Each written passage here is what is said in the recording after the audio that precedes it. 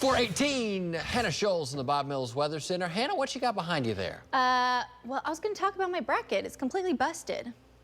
Okay, go ahead. How's your bracket, Hannah? Well, not good. I picked I picked Virginia and I picked Arizona and I also picked ORU because of Oklahoma. So yeah, Golden Eagle. Not going well this year. I didn't fill one out, so you're doing better than me.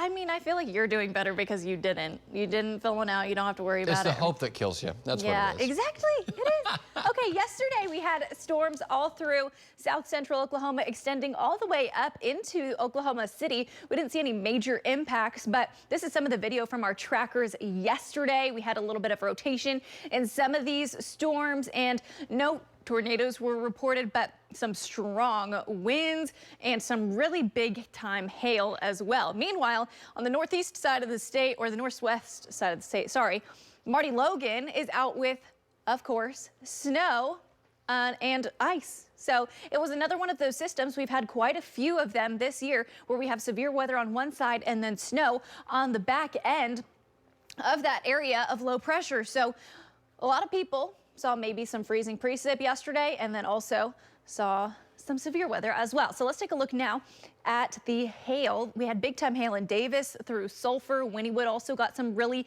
big hail. This from Candy Horton. Those bigger than quarter size, I would say golf to tennis ball size hail, or almost tennis ball. And then here's from Wynnewood.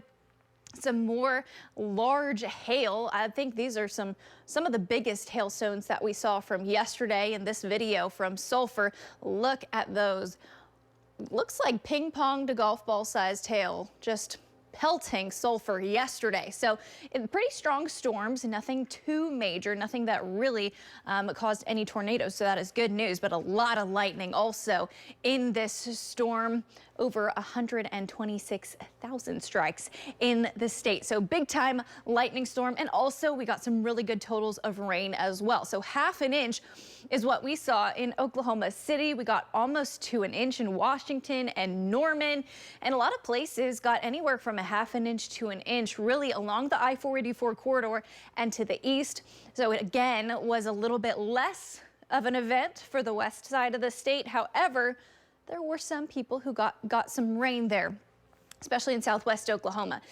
So starting to maybe see a little bit more rain down in southwest Oklahoma, but as far as rain goes for the weekend, we're good to go. We don't have anything in that department. We do have some sunshine on the way, but chilly temperatures after this cold front continues on its way east. We're really feeling the effects of it on the back end, and our temperatures are in the 30s, and they're feeling like the 20s, 34 degrees. Our current temperature, 23.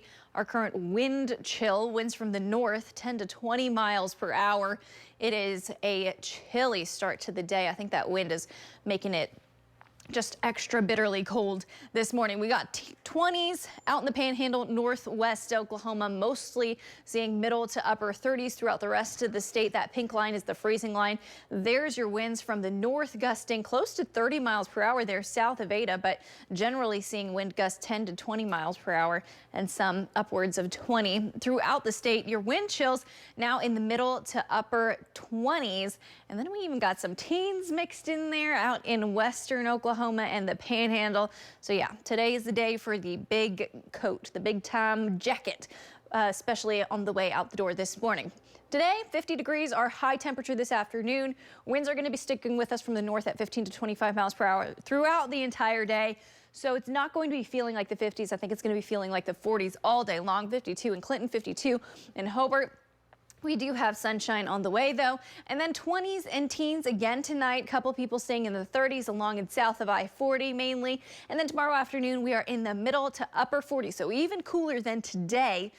And we're staying in the 40s into the end of the weekend. 45, our high temperature on Sunday afternoon. But one thing to note, we start the wind shift on Sunday afternoon, and that is what's going to start our warm up heading into Monday and Tuesday.